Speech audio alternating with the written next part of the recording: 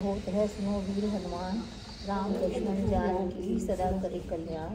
सियावर राम जय जय राम करो कल्याण। मंगल मंगल संहारी संकट बोले श्री राम शिव महापुराण की शिव जी महाराज की जय। शिव पुराण 22वां अध्याय। ब्रह्मा जी बोले, हे नारद, हम लोगों की ऐसी स्थिति सुनकर शिव जी ने प्रसन्न होकर नरहरि का क्रोध शांत करने के लिए अपने गण वीरभद्र को स्मरण किया।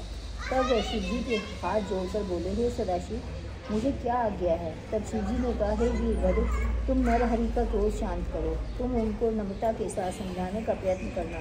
यदि उनकी क्रोधाग्नि तुम्हारे समझाने से शांत हो तो कुछ हमारी शक्ति का प्रदर्शन करके दिखा देना।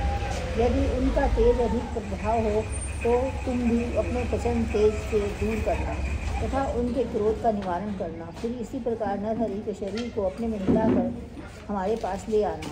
वीरभद्र जी का यह आदेश सुनकर शांति रूप बन गए तथा नरहरि के पास जाकर पिता के समान उन्हें उपदेश देने वाले वचन कहने लगे।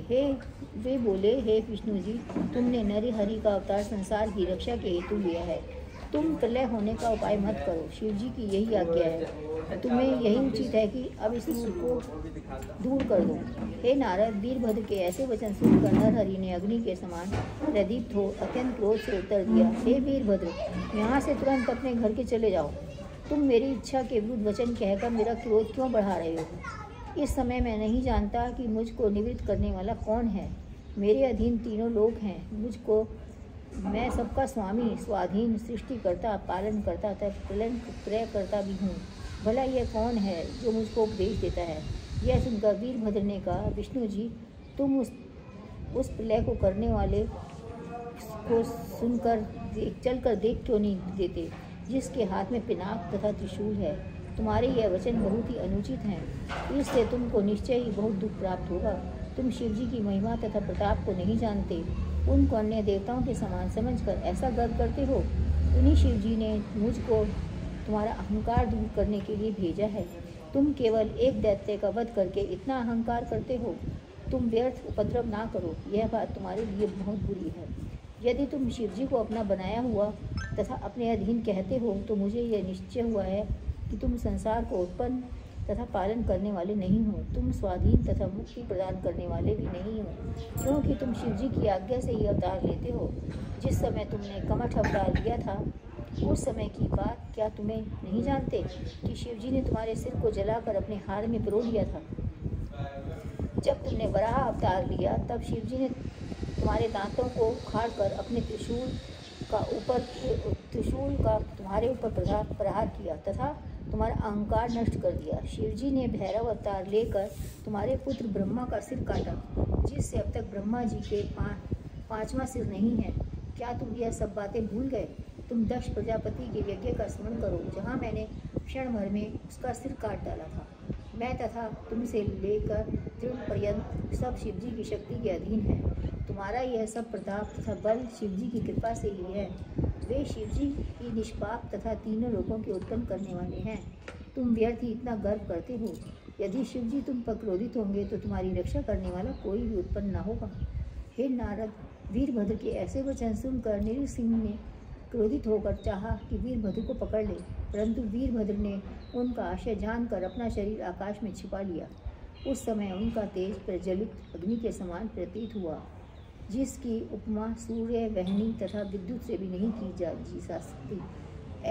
इसे देखकर शिव जी ऐसे अद्भुत रूप में प्रकट हुए कि उनका आधा शरीर सिंह का 2 पंख तथा 14 सहस्त्र भुजाएं, शीश में जटा, मस्तक में चंद्रमा, महाभयंकर दांत तथा वज्र के समान नख थे। वे ही मानो उनके शस्त्र थे। वे दांतों से ओट काट रहे थे। उनका ऐसा स्वरूप देखकर शिव जी का अहंकार दूर हो गया और वे निस्तेज हो गए। शरभ ने बल करके अपना शरीर हिलाया तथा अपनी दोनों भुजाओं से नरहरि की दोनों भुजाएं पकड़ ली। फिर आकाश से पृथ्वी पर डालकर पुनः पृथ्वी पर उतरकर पकड़ लिया।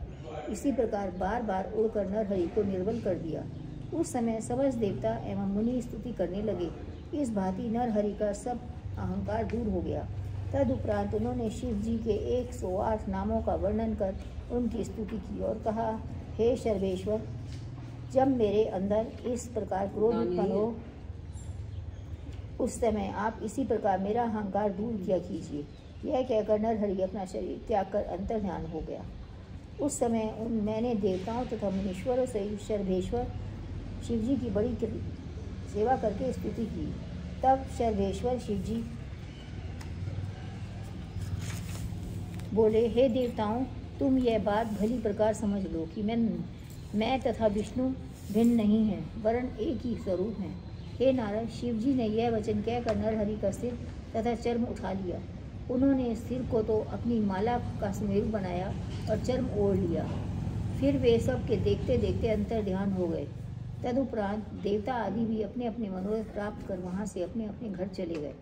हे शरभ, जो इस चरित्र को सुनता तथा पाठ करता है उसे दोनों लोकों में आनंद प्राप्त होता है। बोलो माँ शिव पुराण की।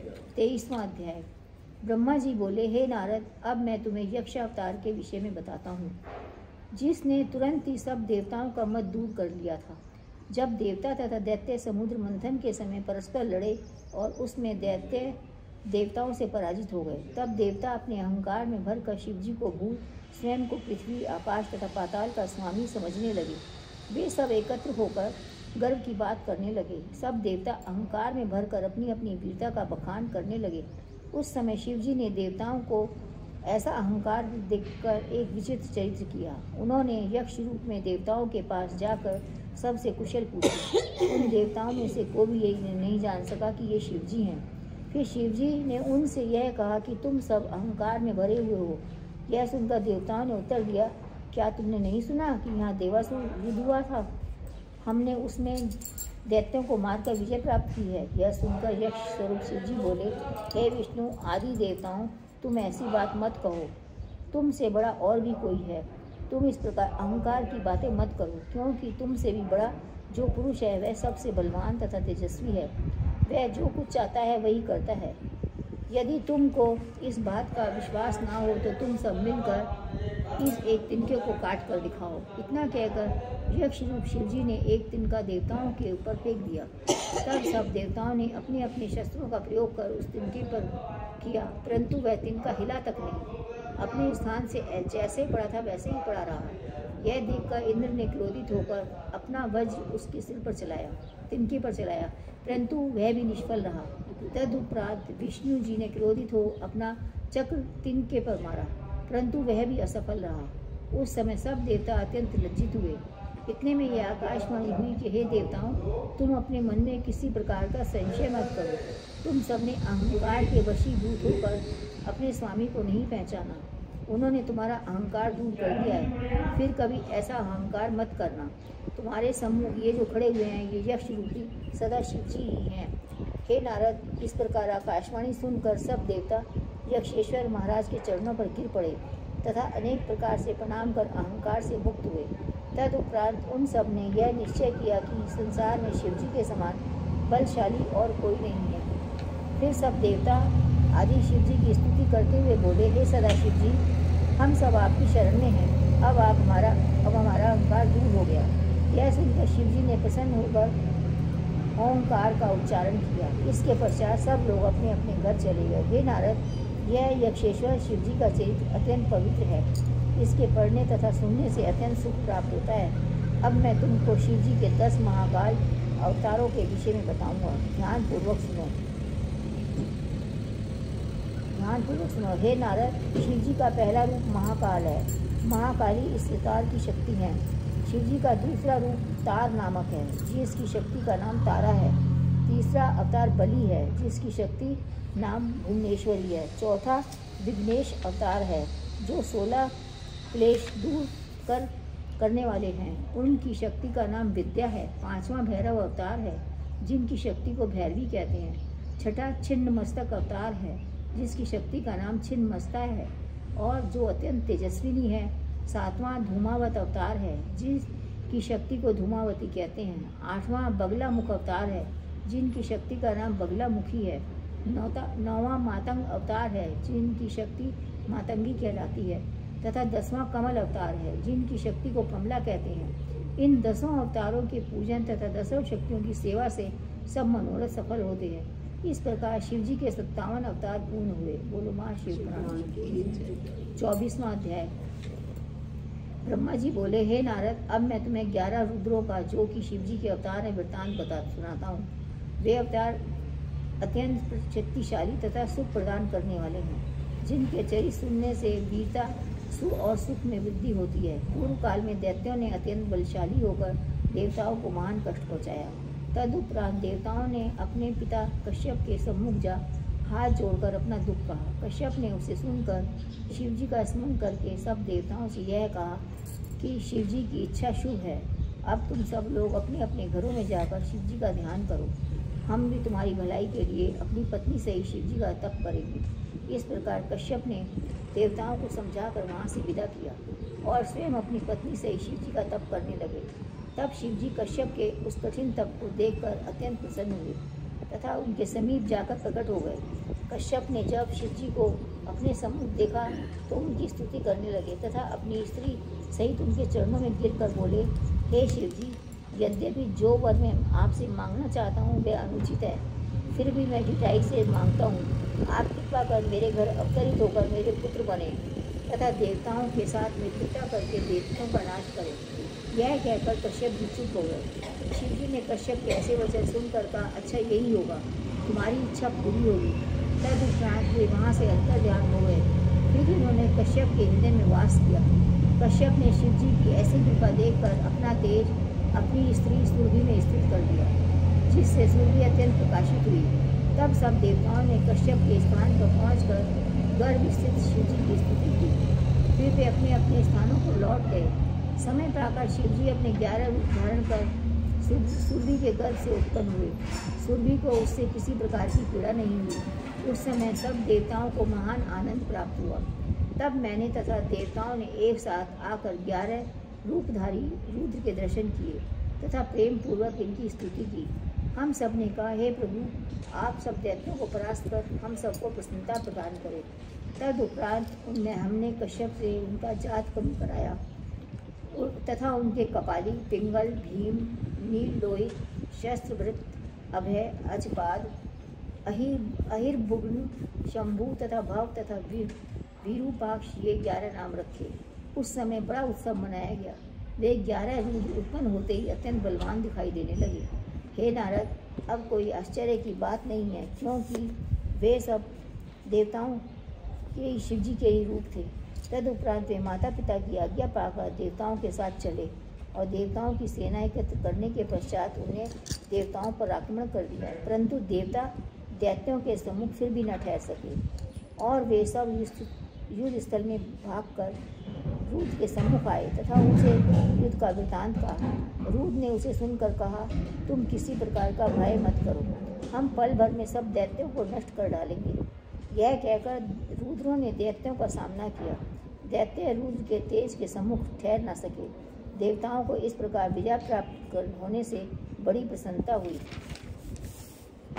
वे अपने पुराने लोक को पाकर अत्यंत आनंदित हुए।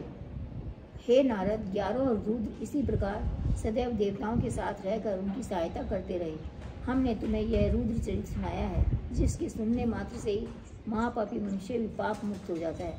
बोलो माँ शिव पुराण के 25वां अध्याय। ब्रह्मा जी बोले, हे पुत्र, जिस प्रकार शिव जी ने अत्रि मुनि के पुत्र होकर अवतार लिया, अब उस कथा का वर्णन मैं तुमसे करता हूँ। मेरे पुत्र अत्रि मेरी आज्ञा पाकर स्त्री सहित ऋष्ययमुख पर्वत पर जाकर संध्या के तट पर बैठे, विंध्या के तट पर बैठे। वे शिव के समान पुत्र की इच्छा से तप करने लगे। इस प्रकार कठिन तप से एक प्रज्वलित अग्नि उत्पन्न होकर समस्त संसार को जलाने लगी। तब तीनों देवता मुनीश्वरों के साथ अत्रि के पास पहुँचे। अत्रि ने उन सबको अपने सम्मुख अपने मुख्य वाहनों सहित मुस्कुराते हुए खड़े देखा। तब उन्होंने दंडवत कर यह विनय किया कि आप तीनों देवता आए, अब मैं आप में से किसकी सेवा करूं? मैंने तो एक ही देवता की, जो सबका स्वामी है, पूजा की थी। फिर आप तीनों देवता एक ही साथ क्यों आए? मैं इससे अत्यंत चिंतित हूँ। आप मुझे इसका कारण बताइए। यह सुनकर तीनों देवता बोले, हे अत्रि, तुमने ईश्वर का बहुत तप किया है तथा यह स्पष्ट है कि हम तीनों देवता एक ही रूप में हैं। इससे प्रकट है कि तुम्हारे 3 पुत्र हम तीनों के अंश से उत्पन्न होंगे। हे नारद, इस प्रकार अत्रि को वर देकर तीनों देवता अपने अपने स्थान पर चले गए। अत्रि भी इच्छानुसार वर पाकर अत्यंत प्रसन्न हो अपने घर को लौट गए। नियत समय पर तीनों देवताओं के अंश से अत्रि के 3 पुत्र उत्पन्न हुए। ब्रह्मा के अंश से चंद्रमा, विष्णु जी के अंश से दत्त तथा शिव जी के अंश से दुर्वासा ने जन्म लिया। हे नारद, यहाँ पर मैं तुम्हें दुर्वासा के विषय में बताता हूँ। शिव जी ने दुर्वासा का शरीर धारण कर अनेक चरित्र किए। उन्होंने ब्रह्म तेज धारण कर सबका आदर किया तथा अनेक धर्म की परीक्षा ली। उनका प्रथम चरित्र यह है कि एक सूर्यवंशी राजा अम्बरीश विष्णु जी का परम भक्त तथा दृढ़व्रती था। एक दिन उसने एकादशी का व्रत करके द्वादशी में पारण करने की इच्छा की। उसी समय दुर्वासा उनके पास पहुँचे। दुर्वासा अम्बरीश की केवल परीक्षा लेने की इच्छा से वहाँ गए थे। अम्बरीश ने दुर्वासा को देखकर उनका अत्यंत आदर सत्कार किया तथा भोजन करने का निमंत्रण दिया। दुर्वासा अम्बरीश का यह निवेदन स्वीकार कर अपने शिष्यों सहित नदी तट पर स्नान करने के लिए चले गए। उन्होंने अम्बरीश की परीक्षा लेने के लिए जानबूझकर विलंब किया तथा अम्बरीश दुर्वासा की बाट देखते रहे। इतने में द्वादशी होने लगी। उस समय राजा अम्बरीश ने पारण में विघ्न उपस्थित होते देखा। अत्यंत खेद के साथ ब्राह्मणों से पूछा तो ब्राह्मणों ने वेद के अनुसार अम्बरीश को आज्ञा दी कि आप पारण करें। अम्बरीश ने ब्राह्मणों का आदेश पाकर व्रत का पालन कर लिया। दुर्वासा राजा अम्बरीश के व्रत पालन करने का हाल जानकर अत्यंत क्रोधित हो गए। उन्होंने राजा के पास आकर यह चाहा कि राजा की भक्ति की परीक्षा ले, परंतु वे सुदर्शन चक्र से भागकर 1 वर्ष तक तीनों लोकों में फिरते रहे। अंत में राजा की शरण में अपने पीछे चक्र को लगाए पहुँचे। उन्होंने सोचा था कि यह राजा वास्तव में ब्रह्म भक्त होगा तो अपने मन में लज्जित होकर मेरा दुख दूर करेगा, और यदि विष्णु जी की भक्ति नहीं रखता होगा तो अपना व्रत छोड़ देगा। ऐसा विचार कर दुर्वासा अत्यंत क्रोधित होकर राजा अम्बरीश को शाप देने लगे। तेज बढ़ाकर दुर्वासा की ओर चला। यह देखकर दुर्वासा भागने लगे। वे सब देशों तथा सब देवताओं के लोकों में फिरकर राजा अम्बरीश के पास लौट आए और बोले, हे राजन, हम तुम्हारी शरण में आए हैं। हे नारद, मूर्ख यह नहीं जानते कि दुर्वासा तो स्वयं शिव जी के अवतार थे। उनको कोई दुख कैसे पहुंचा सकता है। राजा ने दुर्वासा को ऐसी स्थिति में देखकर लज्जापूर्वक चक्र से कहा कि अब तुम दूर हो जाओ और ब्राह्मण को छोड़ दो। यह सुनकर चक्र दुर्वासा के पीछे से हट गया। तब राजा ने दुर्वासा को भोजन कराकर स्वयं भी भोजन किया। हे नारद, उस समय दुर्वासा ने अत्यंत तृप्त तथा प्रसन्न होकर राजा को आशीर्वाद दिया और यह कहा कि हे राजन, तुम किसी प्रकार की चिंता मत करना। हमने केवल तुम्हारी परीक्षा के लिए यही चरित्र किया था। इतना कहकर दुर्वासा अत्यंत प्रसन्न हो वहाँ से चले गए। जब विष्णु जी दशरथ के पुत्र श्री रामचंद्र के रूप में अवतरित हुए, उस समय भी दुर्वासा ने ऐसा ही चरित्र किया था। इसी प्रकार कृष्ण जी की परीक्षा लेकर उनको अपने रथ का खींचने वाला बनाया। उनकी ब्रह्म भक्ति को देखकर उन्हें वज्रांग कर दिया। फिर उन्होंने द्रौपदी की परीक्षा लेकर पांडवों को संतुष्ट किया। जगन्नाथ की प्राण की जय। 26वां अध्याय। इतनी कथा सुनकर नारद जी ने कहा, हे पिता, अब मेरी यह इच्छा है कि जिस प्रकार दुर्वासा ने श्री रामचंद्र जी तथा श्री कृष्ण की परीक्षा लेकर उन्हें वरदान दिया, वह सब वृत्तांत आप मुझे सुनाएं। ब्रह्मा जी बोले, हे पुत्र, जब श्री रामचंद्र जी ने देवताओं का कार्य सिद्ध करने के लिए राजा दशरथ के घर में अवतार लिया, तब मैंने एक दिन काल के द्वारा उनके पास यह समाचार भेजा, अब आप अपने लोक में आकर हम देवताओं को आनंद प्रदान करने की कृपा करें। तब काल एक मुनि के स्वरूप में श्री रामचंद्र जी के पास जाकर बैठ गया और अवसर देखकर विनती की, हे महाराज, मुझे आपसे कुछ निवेदन करना है। उसको कोई दूसरा मनुष्य ना जान सके। हमारे आपके इस वार्तालाप में यदि कोई आ जाए तो वह चाहे कोई भी क्यों ना हो, आपको उसका परित्याग करना पड़ेगा। श्री रामचंद्र जी ने काल की इस बात को सुनकर लक्ष्मण को द्वार पर खड़े होने का आदेश दिया, जिससे वहां कोई ना आने पाए। फिर वे काल से बोले कि तुम कौन हो, कहाँ से आए हो तथा क्या कहना चाहते हो। उस समय काल ने उत्तर दिया, हे प्रभु, ब्रह्मा जी ने आपके लिए संदेश भेजा है कि अब आप अपने लोक में जाएं।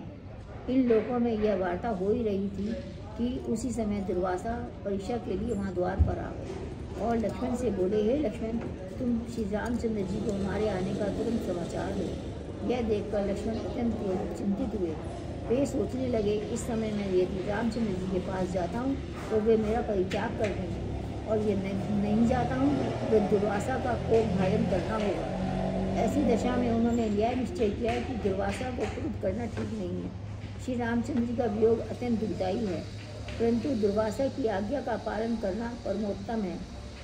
अपने मन में ऐसा विचार कर लक्ष्मण ने श्री रामचंद्र जी के समीप जाकर दुर्वासा का संदेश सुनाया। उस समय काल लक्ष्मण को देखते ही अंतर्ध्यान हो गया।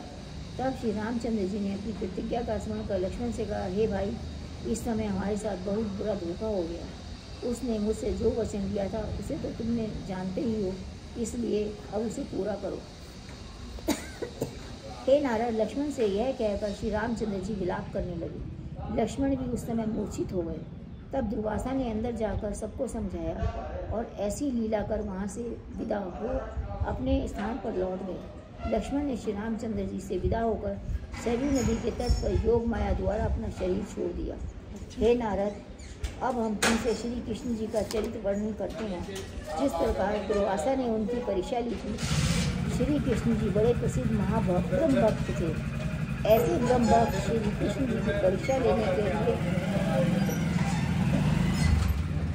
दुर्वासा एक दिन उनके घर गए। श्री कृष्ण जी ने अत्यंत नम्रता, आदर, मान तथा शील से दुर्वासा का स्वागत किया तथा उत्तमोत्तम भोजन कराए।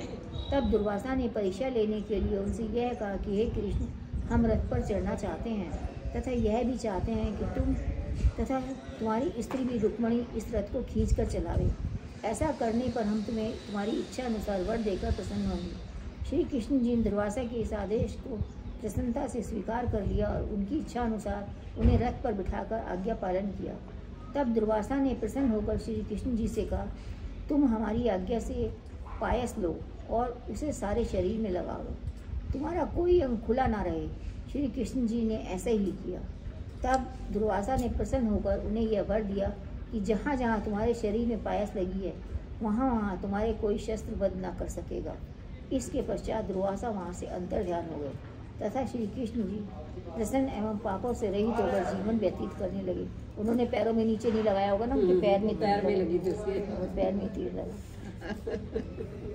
वो बहेलिया ना, जो आया वो जाएगा, जैसे मर्जी जाएगा। हे नारद, एक दिन द्रौपदी अपनी सखियों से गंगा स्नान करने गई। वहाँ स्नान करने लगी।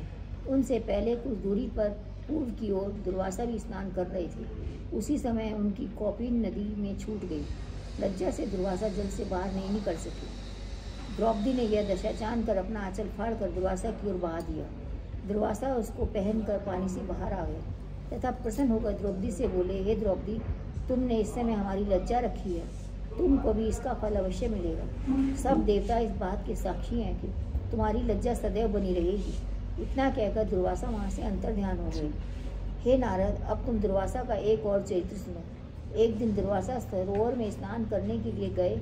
अपना स्वरूप अत्यंत मैला कुचैला बनाया। संयोग से उस दिन गंधर्वों की 3 पुत्रियां भी स्नान करने के लिए वहीं गई थी। उन तीनों के नाम क्रमशः रत्नाढ्या, रत्नचूड़ा तथा घृतपाणी था। उन्होंने दुर्वासा को इस दशा में देखकर अनेक दुर्वचन कहे और यह कहा कि ब्रह्मा ने प्रसन्न होकर हमारे लिए सुंदर पति भेजा है। दुर्वासा ने यह सुनकर उनको शाप दिया और सबको अपना प्रेम तेज दिखाते हुए कहा कि तुम चंडाली होकर बड़ा कष्ट पाओगी। परंतु जब वे उनकी शरण में पहुंची तो कहा कि तुम मल मांस व्रत करके पुनः पहले की तरह हो जाओगे। यह कहकर दुर्वासा वहाँ से अंतर्ध्यान हो गए। हे नारद, इस प्रकार 69वें अवतार की कथा पूर्ण। बोलो माँ श्री पुराण की जय। 27वां अध्याय। ब्रह्मा जी बोले, हे नारद, अब मैं तुमको गृहपति अवतार के विषय में बताता हूँ। नर्मदा नदी के तट पर नरमपुर नामक नगर में विश्वामित्र मुनि ब्रह्मचारी शिवजी के अनन्य भक्त रहते थे। उन्होंने गृहस्थ आश्रम को ही सर्वश्रेष्ठ समझकर चक्षुष्मती नामक कन्या के साथ अपना विवाह कर लिया। वे अपनी पत्नी के साथ नित्य प्रति शिवजी का पूजन करते थे, परंतु बहुत समय बीत जाने पर भी उनके कोई पुत्र न हुआ। एक दिन तब उनकी पत्नी ने हाथ जोड़कर कहा और यह विनय कि हे स्वामी, मैंने आपके साथ 8 प्रकार के भोग कर सदैव निश्चिंत होकर विहार किया है। परंतु मेरी एक इच्छा है जिसकी अभिलाषा सभी ग्रस्त करते हैं। अपनी पत्नी की ऐसी बात सुनकर विश्वामित्र बोले, हे देवी, तुम्हारी जो इच्छा हो वह हमसे वर ले लो।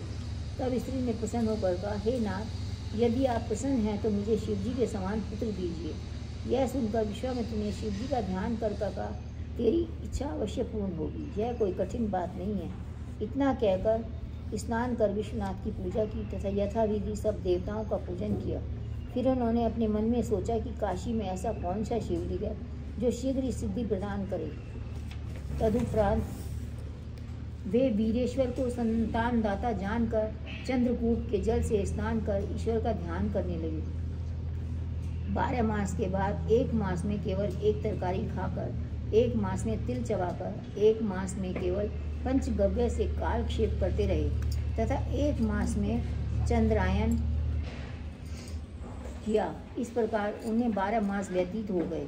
तब 13वें महीने स्नान कर प्रातःकाल में वीरेश्वर के निकट पहुँचे तो वीरेश्वर के बीच में से एक 8 वर्ष का अत्यंत सुंदर बालक प्रकट हुआ। उसका अति सुंदर गौर वर्ष शरीर था। वह श्वेत भस्म लगाए हुए सुंदर केश जो जटा के समान लगते थे धारण किए हुए था। वह सब अंगों सहित अत्यंत उत्तम वेद पाठ करता विश्वामित्र की ओर देखता हुआ खड़ा हो गया। हे नारद, विश्वामित्र ने उस बालक को देखकर दोनों हाथ जोड़कर स्तुति की। तब उस बालक ने कहा, हे मुनि, तुम अपनी इच्छा अनुसार कोई वर मांगो। यह सुनकर विश्वामित्र बोले, हे शिव जी, आपसे कौन सी बात छिपी हुई है? मेरी केवल यही विनती है कि आप मेरी इच्छा पूर्ण करें। विश्वामित्र के ये वचन सुनकर शिव जी बोले, हे विश्वामित्र, तुम्हारी इच्छा शीघ्र ही पूरी होगी। यह कहकर वह बालक वहाँ से अंतर ध्यान हो गया। तब विश्वामित्र ने प्रसन्नतापूर्वक घर जाकर अपनी स्त्री से सब वृत्तांत कह सुनाया। उन्होंने अपनी स्त्री को शिवजी द्वारा दिए गए वरदान का भी वर्णन किया। इस समाचार को सुनकर संसारी मनुष्य विश्वामित्र के पास गए और उनकी स्तुति करने लगे। तदुपरांत सभी ने चक्षुष्मती के भाग्य की सराहना की।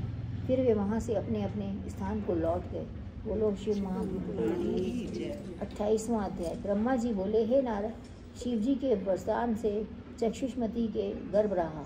विश्वामित्र ने गर्भ की रक्षा, आरोग्य तथा पालन के लिए 5वें तथा 8वें मास में बहुत दान किया। 10वें मास में शुभ लग्न में उनके एक पुत्र उत्पन्न हुआ। तब दोनों ने मिलकर प्रसन्न हो बड़ा उत्सव मनाया। आकाश से फूलों की वर्षा हुई। सारा मंदिर सुगंध से भर गया। मैं स्वयं देवताओं सहित वहाँ गया। विष्णु जी भी लक्ष्मी सहित वहाँ पधारे। शिव जी भी गौरी को अपने साथ ले गणों सहित वहाँ उपस्थित हुए। उस समय शिव जी के आदेश के अनुसार मैंने उस बालक के जात कर्म किए। ऋषि मुनि वेद पाठ करने लगे। मैंने बहुत सोचकर उस बालक का नाम गृहपति रखा। इसके पश्चात सब अपने अपने स्थान को लौट गए। विश्वामित्र ने 4थे मास निष्क्रमण की रीति की तथा 6ठे मास अन्नप्राशन किया। 12वें मास उसका चूड़ाकरण हुआ। उसके बाद कान छेदे गए। 5वें वर्ष दीक्षा हुई। फिर वह बालक वेद पढ़ने लगा। फिर विश्वामित्र ने उसे गुरु से मंत्र दिलवा कर सब विद्याएं सिखाईं। हे नारद, 9वें वर्ष तुम वहाँ गए। विश्वामित्र ने प्रसन्न होकर तुम्हारी बड़ी सेवा की। तुमने बालक का हाथ देखा और बोले, हे विश्वामित्र, तुम्हारे पुत्र के सब अंश अत्यंत शुभ हैं, किंतु एक लक्षण बुरा है। इसका 12वां वर्ष अरिष्ट है। तुमको उसकी रक्षा का कोई उपाय करना चाहिए। हे नारद, तुम तो उनसे कहकर वहाँ से चले गए, परंतु गृहपति के माता पिता अति दुखित हो रोने लगे। माता पिता की यह दशा देखकर गृहपति बोला, आप इतने दुखी क्यों होते हो? एक तो आपके प्रभाव से मुझे मरने की शक्ति काल से भी नहीं है। दूसरे, शिवजी जब तक मेरे रक्षक हैं तब तक कोई अनिष्ट नहीं हो सकता। माता पिता गृहपति के ऐसे अमृतमय वचन सुनकर बहुत आनंदित हुए। वे कहने लगे, हे पुत्र, तुम जाकर शिवजी की सेवा करो। शिवजी की सेवा करके तो तुम्हें बहुत प्रसन्न करके बहुत से मनुष्यों ने मृत्यु पर विजय प्राप्त कर ली है। शिवजी भक्तों का भय दूर करने वाले हैं। उनके समान अपने भक्तों को आनंद प्रदान करने वाला और कोई नहीं है। इसलिए तुम शिवजी की शरण में जाओ। गृहपति माता पिता की यह आज्ञा सुनकर काशी जा पहुंचा। उसने मणिकर्णिका में स्नान किया तथा विश्वनाथ जी की पूजा कर अपने को धन्य समझा। फिर वह शिवजी के लिंग की स्थापना कर तप में प्रवृत्त हुआ। वह गंगा से 800 घड़े पानी लाकर शिवजी का स्नान कराता तथा नित्य प्रति 108 श्वेत कमलों की माला शिवजी को पहनाता था। एक दिन इंद्र ने कहा, हे गृहपति, हम इंद्र हैं, हम तुमसे अत्यंत प्रसन्न हुए हैं, हमसे कोई इच्छा अनुसार वर मांगो। तब गृहपति ने मधुर वाणी से उत्तर दिया, मुझे आपसे कुछ मांगने की इच्छा नहीं है, मैं तो शिव जी को वर देने वाला जानता हूँ। बालक की यह वचन सुनकर इंद्र रूपी शिव जी ने हंसकर कहा, हे बालक, शिव जी हमसे भिन्न नहीं है। तब गृहपति ने उत्तर दिया, तुम यहाँ से दूर हट जाओ, तुम किस योग्य हो? मुझे शिव जी के अतिरिक्त किसी देवता से वर मांगने की कोई इच्छा नहीं है। हे नारद, इंद्र ने ऐसे वचन सुनकर अपना वज्र उठाकर गृहपति को बहुत डराया। गृहपति उस वज्र की ज्वाला को देखकर मूर्छित हो पृथ्वी पर गिर पड़ा और उसने शिव जी का स्मरण किया। तब शिव जी तुरंत अपने वास्तविक रूप में प्रकट हुए और उन्होंने अपने हाथ से उठाकर उसे बिठाया। फिर वे बोले, ही गृहपति, तुम्हारा कल्याण हो। गृहपति ने यह शब्द सुनकर उठकर देखा, शिव जी सम्मुख खड़े हुए हैं। उनके बाएं अंग में श्री भवानी संपूर्ण सृष्टि की जननी विराजमान है तथा शिव जी महागौर स्वरूप संपूर्ण शरीर में भस्म लगाए हुए हैं। तत्पश्चात शिव जी बोले, हे गृहपति, तुम इंद्र से बहुत डर गए थे, परंतु तब किसी का कोई भय मत करो। हमने स्वयं इंद्र का स्वरूप धारण कर यह चरित्र किया था। अब तुम किसी बात की चिंता मत करो। हम तुमको वर देते हैं कि तुम देवताओं में पवित्र होकर तीनों लोकों में भ्रमण किया करोगे तथा सबकी मानसिक गति जानकर तीनों रूप संसार के कार्य करोगे। तुमने जो हमारे लिंग की स्थापना की है, जिसकी सेवा करने वाले को कभी दुख न होगा। शिवजी ने यह देखकर गृहपति के माता पिता को बुलाकर उन सबको दिक्पति कर दिया। इसके पश्चात शिवजी वहाँ से अंतर्ध्यान हो गए और गृहपति द्वारा स्थापित लिंग में समा गए। गृहपति की पुरी का नाम चक्षुष्मती हुआ, जो बहुत ही तेज गुण है। वहाँ से जब सब निवासी नित्य बलि वैष्णदेव यज्ञ करते हैं, गृहपति अपने गणों से चक्षुष्मती नामक अपनी पुरी में निवास करते हैं तथा अपने माता पिता एवं संपूर्ण परिवार से उसी देश में भ्रमण करते हैं। वहाँ सबको सभी प्रकार का सुख प्राप्त है, किसी को कोई दुख नहीं है। जो जीव अग्नि में प्रवेश करते हैं तथा जो अग्नि की पूजा आदि करते हैं, वे इसी देश में जाकर विहार करते हैं। जो लकड़ी आदि देकर किसी का शील दूर करते हैं, सब उसी लोक में जाकर आनंद प्राप्त करते हैं। हे नारद, गृहपति की सेवा सबको करनी चाहिए। शिव जी का यह अवतार बहुत ही शुभ वर देने वाला है। अग्नि शिव जी का तेज है, जो विश्वामित्र के पुत्र के रूप में प्रकट हुए। इस अंधकारपूर्ण संसार में अग्नि के अतिरिक्त कोई और वस्तु चमकने वाली तथा प्रकाशमान नहीं है। अग्नि के बिना तीनों लोगों का निर्वाह नहीं हो सकता। अग्नि पर ही तीनों लोगों का आनंद निर्भर है। जो कोई गृहपति के इस चरित्र को पढ़ेगा या सुनेगा, वे दोनों लोकों में अत्यंत आनंद प्राप्त करेगा। बोलो महाशिव पुराण की जय। ब्रह्मा जी ने कहा, हे नारद, अब मैं तुमको शिव जी के वृषेश्वर अवतार के विषय में बताता हूँ। एक बार देवता तथा दैत्यों ने मिलकर समुद्र मंथन किया तथा विष्णु जी की युक्ति के अनुसार सब रत्न समुद्र से निकाल लिए गए। विष्णु जी ने लक्ष्मी, कौस्तुभ मणि तथा शार्ंग नामक धनुष लिए। सूर्य ने उच्चैश्रवा घोड़ा प्राप्त किया। इंद्र ने कल्पवृक्ष तथा ऐरावत हाथी लिया। दैत्यों ने मद्य लिया। शिवजी ने कालकूट विष तथा चंद्रमा को प्राप्त किया। इसके पश्चात सब धन्वंतरी अपने हाथ में अमृत लिए निकले, तो वे अमृत देवताओं ने छीन लिया। उस समय सब देवताओं ने विष्णु जी से पुकार की।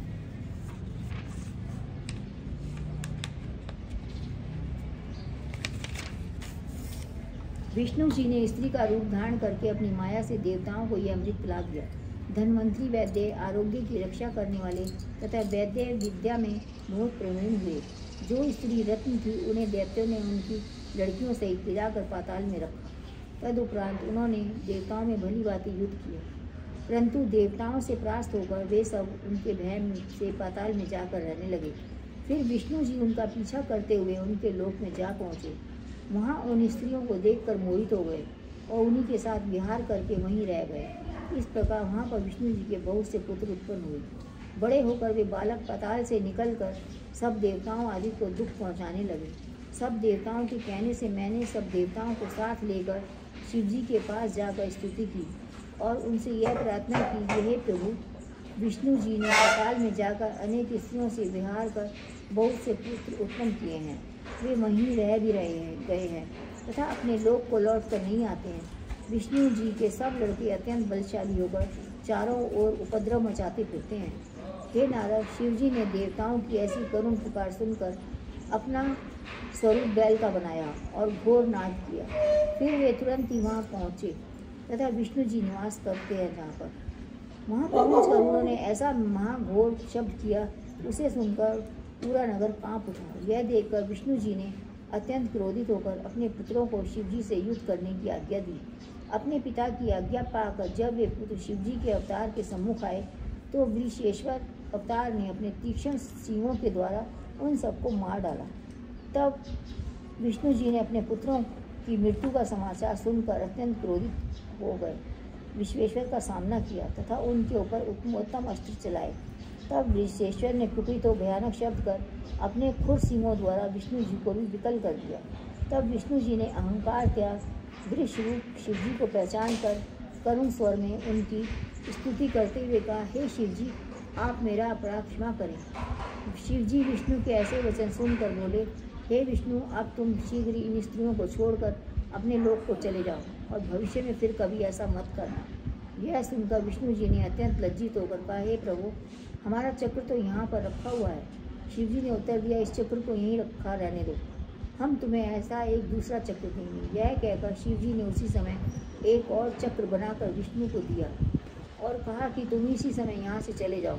तब विष्णु जी ने शिवजी की आज्ञा पाकर देवताओं के पास अलग जाकर कहा, हे देवताओं, यहाँ जो स्त्रियाँ अमृत से उत्पन्न स्थित हैं वे सब आनंद प्रदान करने वाली हैं। जो इनसे भोग करता है वह उसी का स्वामी है। यह सुनकर देवताओं ने उन स्त्रियों के पास जाने की इच्छा की, परंतु शिवजी ने उनकी यह इच्छा समझकर तुरंत ही शाप दिया। जो कोई स्थान पर शांत मुनीश्वरों तथा मध्यम दैत्यों के अतिरिक्त आवेगा वह तुरंत मर जाएगा। शिवजी के ऐसे वचन सुनकर सब देवता भयभीत हो अपने अपने घर को चले गए। फिर शिवजी, विष्णु जी तथा अन्य सब देवता भी अपने अपने लोकों को गए। हे नारद, जो इस चरित्र को सुनेगा अथवा पाठ करेगा वह सदैव आनंद प्राप्त करेगा। बोलो महाशिव पुराण की जय। 30वां अध्याय। ब्रह्मा जी बोले, हे नारद, अब मैं तुम्हें पिपलाद अवतार के विषय में बताता हूँ। एक बार तीनों लोकों में प्रसिद्ध मुनि दधीची ने, जिन्होंने इंद्र को युद्ध में परास्त किया था, विष्णु जी तथा अन्य सब देवताओं को शाप दिया तथा उनकी स्त्री सुवर्चा ने भी सब देवताओं को शापित करने में कोई संकोच नहीं किया। उन्हीं के पिप्पलाद नामक एक बालक उत्पन्न हुआ जिसे शिवजी का अवतार कहते हैं। इतनी कथा सुनकर नारद जी बोले, हे पिता, आप सबसे पहले मुझे देवताओं को सुवर्चा नामक शापित करने का वृत्तांत बताइए। इस प्रकार इसके पश्चात पिप्पलाद के अवतार का वर्णन कीजिए। ब्रह्मा जी ने कहा, हे नारद, जिस समय धृतराष्ट्र से परास्त होकर देवताओं सहित हमारी शरण में आए, उस समय हमने देवताओं से यह कहा कि तुम सब लोग दधीची के पास जाकर उनसे अस्थि मांगो तथा उन हड्डियों का एक वज्र बनाकर उसी वज्र से धृतराष्ट्र का वध करो। तुम्हारी सहायता शिवजी करेंगे। देवताओं ने यह सुनकर दधीची के पास जाकर उनकी हड्डियां मांगी। दधीची ने तुरंत ही अपनी हड्डियां दे दी तथा स्वयं शिवलोक को पधारे। तब देवताओं ने उन्हीं हड्डियों से विश्वकर्मा के द्वारा वज्र बनवाया। इंद्र ने उसी वज्र से वृत्रासुर का वध किया। वृत्रासुर का वध से सब लोग प्रसन्न हुए। जब यह हाल दधीची की स्त्री सुरवच्चा को बताया तो उसने अत्यंत चिंतित हो अपने पातिव्रत का तेज दिखाया, देवताओं को पुत्रहीन होने का श्राप दिया। तदुपरांत सुवर्चा ने सती होने की इच्छा की। उसी समय आकाशवाणी ने उन्हें रोक दिया।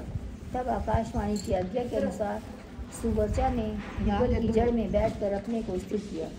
इतने में ही उसी वृक्ष के नीचे एक बालक उत्पन्न हुआ। वह बालक शिवजी का अवतार था। उस बालक के चारों ओर कांति फैली हुई थी। उस बालक को देखकर सुवर्चा अपने दुखों को भूल गई। फिर उस बालक को शिवजी की का अवतार समझकर स्तुति करती हुई बोली, हे प्रभु, आप मेरे शोक को दूर करें। आप पीपल के वृक्ष के नीचे निवास करें तथा सदैव प्रसन्न रहें। अब आप मुझे यह आज्ञा दें, मैं भी अपनी पति के पास उनके लोक को चली जाऊं और वहीं पति के साथ रहकर आपका ध्यान करा करूं। हे नारद, यह सुनकर सुवर्चा प्रसन्नतापूर्वक सती हो गई तथा शिवलोक में पहुंचकर दधीची सहित सदा शिव की सेवा में तत्पर रही। शिवजी पीपल के वृक्ष के नीचे उत्पन्न हुए थे, इसलिए मैंने उनका पिपलाद नाम रखा। तब सब मिलकर पिपलाद की स्तुति करने लगे। फिर हम सब पिपलाद की आज्ञा पाकर अपने अपने लोक को चले गए। पिपलाद की उसी पीपल की जड़ में बैठकर तपस्या करते रहे। एक दिन पिपलाद मुनि पुष्पभद्रा नदी के तट पर जा रहे थे। मार्ग में उन्होंने एक स्त्री को देखा। तब उन्होंने यह इच्छा की कि हम उसके साथ अपना विवाह कर गृहस्थाश्रम ग्रहण करें। इसी इच्छा से उस स्त्री के माता पिता के घर सारी संसारी रीति से गए। वह लड़की राजा अनरण्य की पुत्री थी। अनरण्य ने पिपलाद का बड़ा स्वागत सम्मान किया। तब पिपलाद ने उसे उस कन्या को मांगा। तब राजा अनरण्य ने पिपलाद की दुर्बल देखकर चुप हो रहा। उसने कोई उत्तर नहीं दिया। यह देखकर पिपलाद ने राजा से कहा, हे राजन, यदि तुम अपनी कन्या मुझे नहीं देते तो मैं तुम्हें भस्म किए देता हूँ। तब राजा ने पिपलाद का ऐसा तेज देखा तो उसने रोते पीटते अपनी लड़की का विवाह पिपलाद के साथ कर दिया। पिपलाद वहाँ से स्त्री को साथ ले अपने स्थान को लौट आए।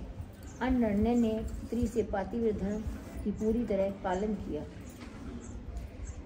शिवजी के अंश से पिपलाद तथा गिरजा के अंश से पद्मा तथा राजा अनरण्य की पुत्री उत्पन्न हुई। एक दिन पिपलाद की स्त्री ने अपने को भली भांति श्रृंगारित किया तथा पिपलाद से आज्ञा देने के पश्चात गंगा स्नान के लिए चली। धर्मराज ने मार्ग में राजा का स्वरूप रख उसकी परीक्षा लेनी चाहिए। तब पद्मा से बोले, हे सुंदरी, तुम्हारा पति तो वृद्ध, कुरूप एवं अशोभनीय है। तुम उसको त्याग कर हमारे पास आकर विहार करो। मुनि की स्त्री होकर भला क्या आनंद पाओगे। यह कहकर उन्हें पद्मा का हाथ पकड़ना चाहा, परंतु उसी समय पद्मा ने अत्यंत क्रोधी होकर यह कहा, अरे दुष्ट, दूर हो, मुझे स्पर्श करने की दृष्टता मत करना। तूने मुझे कुदृष्टि से देखा है, इसलिए तेरा तेज नष्ट हो जाएगा। हे नारद, पद्मा द्वारा यह शाप सुनकर धर्मराज का तेज उसी समय मलिन हो गया। तब वे राजा का शरीर त्याग असली रूप रख कर विनय करके बोले, हे माता, मैं धर्मराज हूँ। मैंने यह कृत्य आपकी परीक्षा लेने के लिए किया था। अब आप मुझ पर कृपा करें, क्योंकि आप जगत माता हैं। उस समय पद्मा ने धर्मराज को पहचान कर कहा, हे धर्मराज, सतयुग में तुम पूर्ण रूप से रहोगे, तुमको किसी प्रकार का कोई कष्ट नहीं होगा। परंतु त्रेता में तुम्हारा एक पैर, द्वापर में 2 पैर और कलयुग में 3रा पैर कट जाएगा, क्योंकि मेरा वचन वृथा नहीं होता। धर्मराज ने पद्मा का यह शाप सुनकर प्रसन्न होकर कहा, हे माता, आपने मुझको नरकगामी होने से बचा लिया। अब मैं प्रसन्न होकर आपको यह वर देता हूँ कि आपके पति युवा होकर अत्यंत सुंदर हो जाएं। वे अत्यंत कला कुशल, विद्वान तथा बड़े अद्भुत चरित्र करने वाले होंगे। आपके 10 पुत्र अत्यंत बुद्धिमान होंगे। धर्मराज यह कहकर वहाँ से अपने लोक को चले गए। पद्मा भी अपने स्थान को लौट आई। इस प्रकार पिपलाद अवतार ने अनेक मनुष्यों को संसार सागर में डूबते हुए बचाया। तब संसारी मनुष्यों को शनिश्चर की दिशा तथा दृष्टि से दुखी देखा तो यह वर दिया कि आज से शिवजी के भक्तों को जन्म से 16 वर्ष तक के बालकों को शनिश्चर दुखी नहीं कर सकेगा। शनिश्चर का अशुभ फल पिपलाद के नाम से स्मरण करने के मात्र से ही नष्ट हो जाता है। पिपलाद तथा कौशिक मुनि के स्मरण से शनिश्चर का अशुभ फल नहीं होता। हे नारद, पिपलाद संसार भर को आनंद प्रदान करने वाले हैं तथा पद्मा भी गिरजा के अवतार हैं। उसके स्मरण से संतान वृद्धि होती है। पिपलाद का यह आख्यान अत्यंत पवित्र है। इसके पढ़ने वाले तथा सुनने वाले दोनों लोकों में सबको बहुत कुछ मिलता है। वो लोग श्री महापुराण की जय।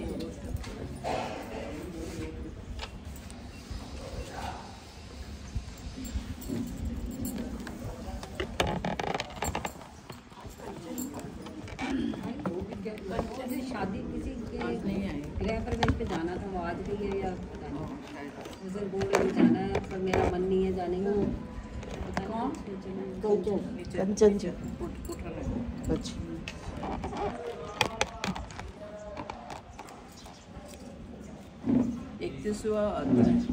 ब्रह्मा जी ने कहा, हे नारद, एक दिन शिवजी तथा गिरिजा दोनों संसारी जीवों के समान विहार करने की सम्मति पर भैरव को द्वार पर बिठा स्वयं अंतपुर में गए। एक दिन गिरिजा मतवाली के समान घाट से बाहर निकली। तब भैरव ने गिरिजा को कुदृष्टि से देखा और बाहर जाने से रोक दिया। यह देखकर गिरिजा ने अत्यंत क्रोधित होकर शिवजी की इच्छानुसार भैरव को यह शाप दिया, हे भैरव, तो मेरा पुत्र होकर मुझे को कुदृष्टि से देखता है तथा माता पुत्रों का भाव छोड़ मनुष्यों के समान कुमार्ग होना चाहता है, इसलिए तू मृत्यु लोक में जाकर मनुष्यों का शरीर धारण करेगा, तभी तू ऐसे पाप से छूटेगा। यह सुनकर भैरव अत्यंत दुखी हुए।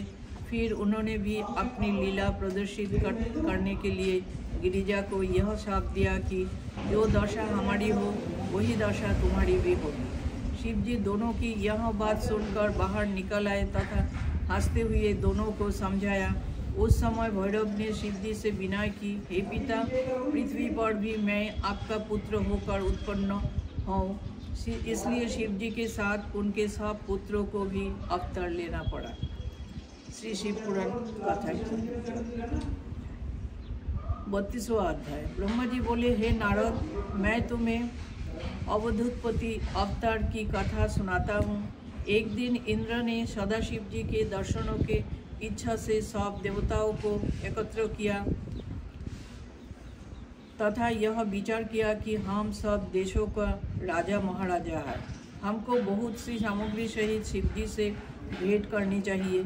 इस प्रकार निश्चय कर उन्होंने उनके प्रकार की सामग्री एकत्र की, अनेक प्रकार की सामग्री एकत्र की। उस समय 11 रुद्रों, 12 सूर्यों, 8 वसु, 13 विश्वदेव, समस्त मरुणगण, सब दिक्पति देवता तथा मुनीश्वर भली प्रकार सच कर बड़ी धूमधाम से एकत्र होकर बृहस्पति को साथ लेकर शिवजी से मिलने के लिए चले।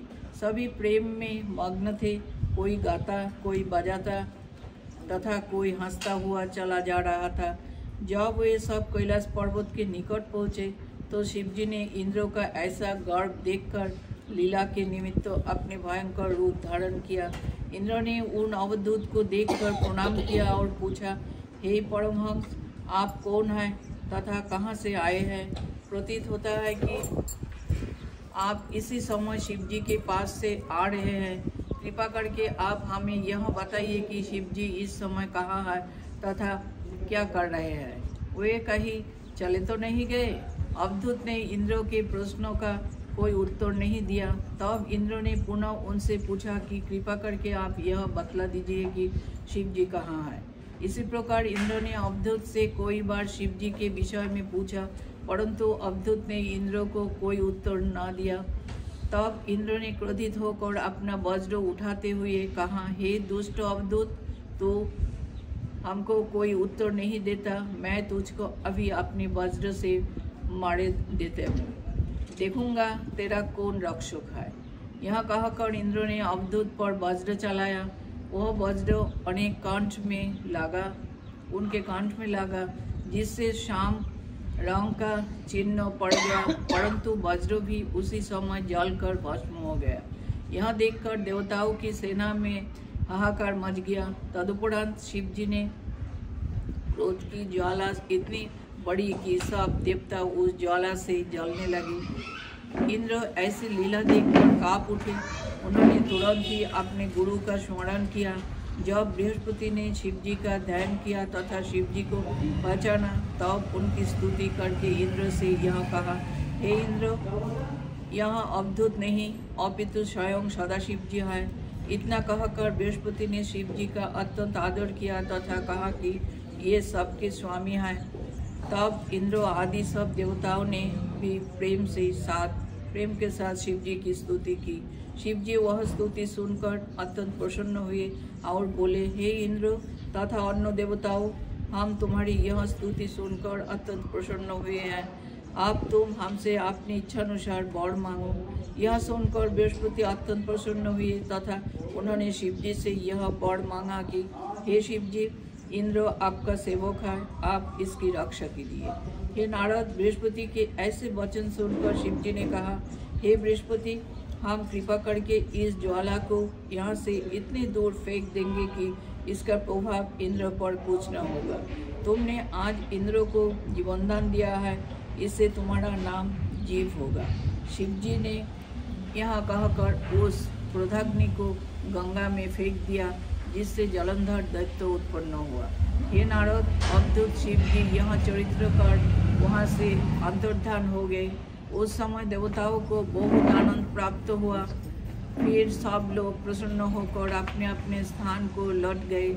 जो मनुष्य इस अवधूतेश्वर अवतार के चरित्रों का पाठ करेगा या सुनेगा वह दोनों लोकों में अत्यंत आनंद प्राप्त करेगा।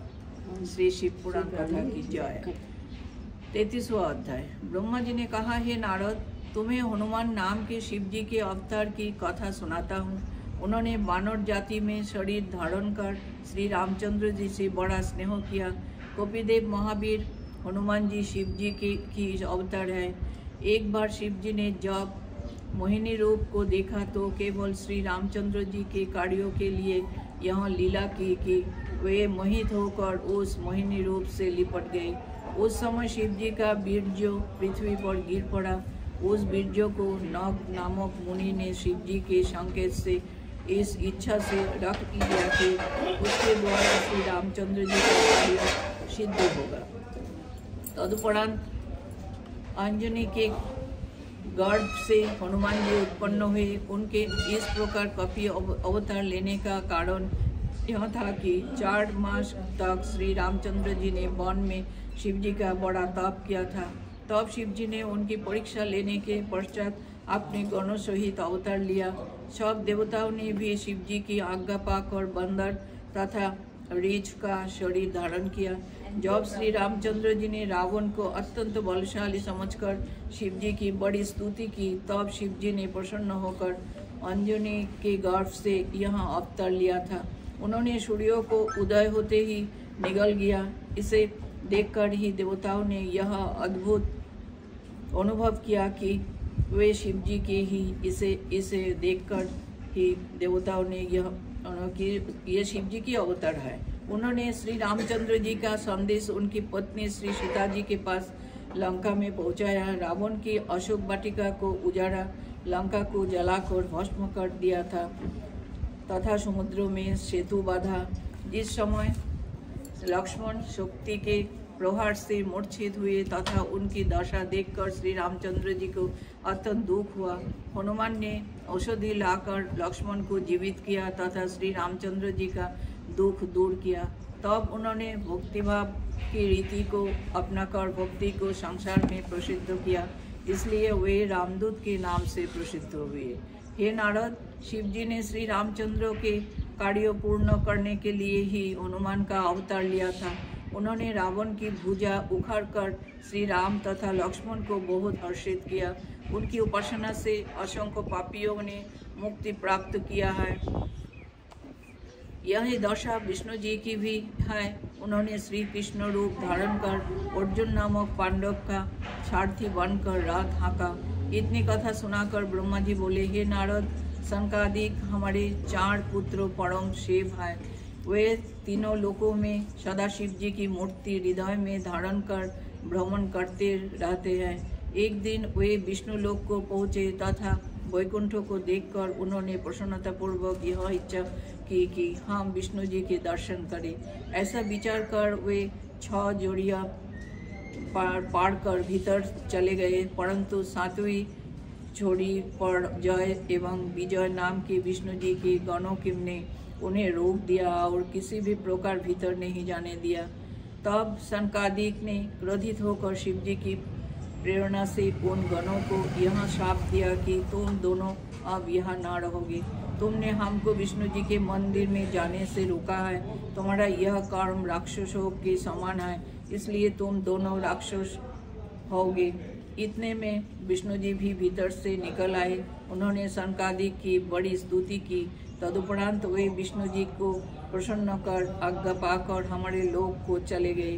सनकादिक के शाप से वे दोनों गण दिति के पुत्र होकर कनकशिपु तथा कनकाक्षों के नाम से प्रसिद्ध हुए।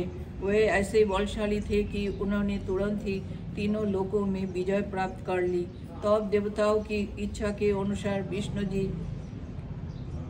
बराह रूप धारण कर कनकाक्ष को मारा तथा नृसिंह अवतार लेकर कनकशिपु को उधर चीर डाला। उन दोनों गणों को 3 जन्म तक राक्षस होने का शाप था, इसलिए फिर उन्होंने कुंभकर्ण तथा रावण का जन्म लेकर शिव जी की बड़ी भक्ति की। इसके पश्चात उसने तुम्हारे उपदेश से मोहित होकर कैलाश को जड़ से उखाड़ लिया। यह देखकर शिव जी ने रावण को शाप देते हुए यह कहा कि हमारे समान ही कोई मनुष्य उत्पन्न होकर तेरे अहंकार को चूर करेगा। हे नारद, शिव जी के शाप के कारण ही दोनों राक्षसों ने कुमार पकड़ा था तथा संसार में अनेक उपद्रव किए। तब देवता आदि दुखी होकर विष्णु जी के पास गए और रावण का सब वृत्तांत उनसे कहा। तब विष्णु जी बोले, हे देवताओं, रावण शिव जी का परम भक्त है, उस पर कोई विजय प्राप्त नहीं कर सकता, परंतु हम शिव जी की आज्ञा लेकर मनुष्यों का शरीर धारण करेंगे और शिव जी की उपासना कर उन्हीं से बाण प्राप्त करके रावण का वध करेंगे। यह कहकर उन्होंने देवताओं को विदा किया तथा स्वयं मनुष्य रूप धारण करने की इच्छा की। इस प्रकार उन्होंने अयोध्यापति दशरथ के यहाँ अवतार लिया। श्री रामचंद्र जी का विवाह राजा जनक की पुत्री श्री सीता जी के साथ हुआ। फिर रामचंद्र जी राजा दशरथ की आज्ञा से राज्य त्याग कर देवताओं के कार्यों के लिए वन में गए। वहाँ से श्री सीता जी को रावण हर ले गए, जिससे श्री रामचंद्र जी को बहुत दुख हुआ। तब श्री रामचंद्र जी ने अगस्त्य मुनि से उपदेश ग्रहण कर शिव जी की आराधना की। शिव जी ने प्रसन्न होकर रावण की वध की आज्ञा दी तथा श्री रामचंद्र जी को अपना धनुष बाण दिया। उस धनुष बाण द्वारा रामचंद्र जी ने रावण का वध करके श्री सीता जी को पुनः प्राप्त किया। श्री शिव पुराण कथा की जय। 34वां अध्याय। नारद जी ने कहा, हे पिता, श्री रामचंद्र जी के चरित्रों का विस्तार पूर्वक वर्णन कीजिए। ब्रह्मा जी बोले, हे नारद, विष्णु जी ने देवताओं के कार्यों के लिए पूर्णांश से यह अवतार धारण किया था तथा उन्होंने अपने बाल चरित्र किए, जिन्हें देखकर उनके माता पिता अत्यंत आनंदित हुए। उन्होंने फिर विश्वामित्र के साथ जाकर उनके यज्ञों की रक्षा की तथा सुबाहु को सेना सहित मार डाला। उन्होंने विश्वामित्र के साथ जनकपुर में जाकर राजा जनक की इच्छानुसार स्वयं तथा अपने तीनों भाइयों का विवाह किया। इसके पश्चात जब राजा दशरथ अपने तथा पुत्रवधू सहित अयोध्या को लौटे, उस समय के आनंद का वर्णन नहीं किया जा सकता। निदान देवताओं ने अपने कार्यों की सिद्धि के लिए अनेक उपाय करके भारत की माता कैकेयी को श्री रामचंद्र जी के विरुद्ध भड़का दिया, जिसके परिणाम स्वरूप कैकेयी ने श्री रामचंद्र जी को दशरथ से कहकर वनवास दिलवाया।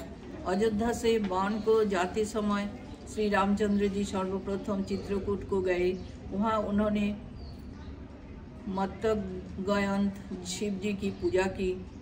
उस मूर्ति को मैंने ही वहाँ स्थापित किया था। वही शिव जी चित्रकूट के रक्षक है। जो मनुष्य चित्रकूट में जाकर उनकी पूजा ना करे, उनको वहाँ जाने का कोई फल नहीं मिलता।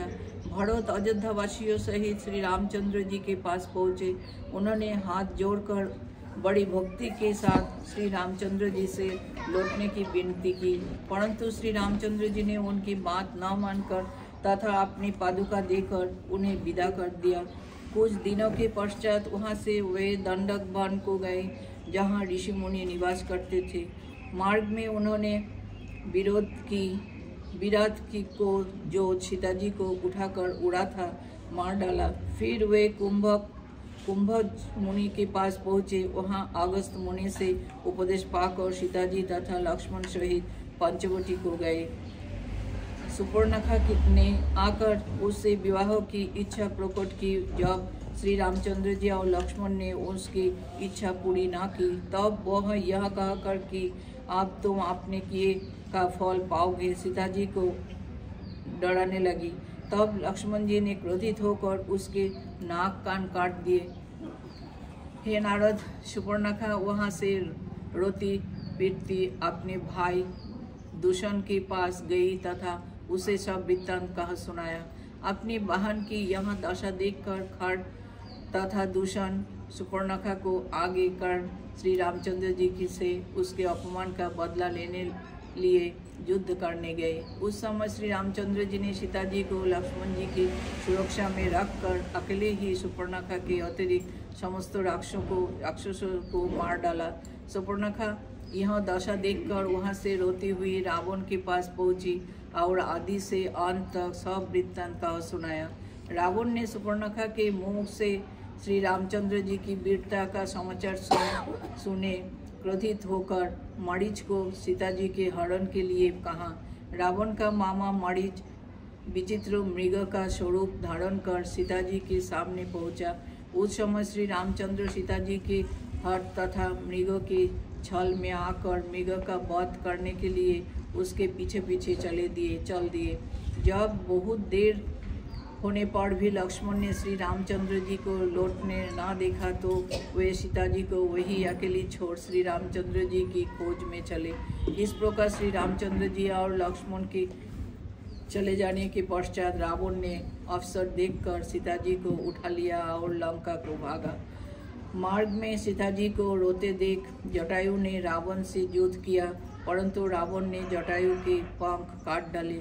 इधर जब श्री रामचंद्र जी तथा लक्ष्मण लौटे तो वहां सीता जी को न पाकर मूर्छित हो पृथ्वी पर गिर पड़े तथा रोते हुए पूरे वन में सीता जी को ढूंढने लगे।